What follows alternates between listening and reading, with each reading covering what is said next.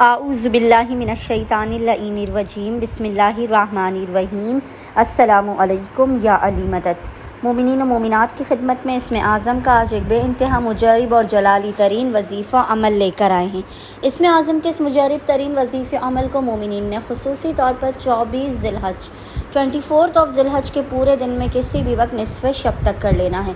खुदावंद मुताल बहक़ मोहम्मद और आले मोहम्मद इस जलाली इसमें आज़म के सदक़े में मोमिनीन की हर नामुमकिन तरीन हाजात को उन्हें फ़ौरन के फ़ौरन अता कर देगा। बलाओं, मुसीबतों, परेशानियों, आफ़ात और नागहानियों को उनकी ज़िंदगी से दूर कर देगा। आपके हर बंद दरवाजे और रास्ते को खोल देगा और आपके रिज़्क़ को रोज़ी में बेपनाह बरकत और वसअत अता कर देगा।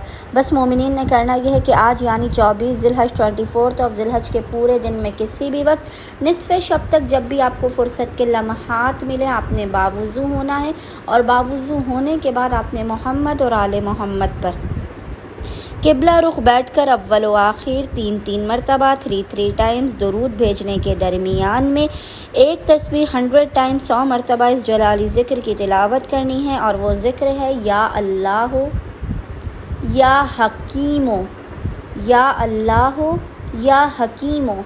और खुदावंद मुताल को मोहम्मद और आले मोहम्मद का इस जलाली इसमें आज़म का वास्ता देकर अपनी हाजात को तलब करना है।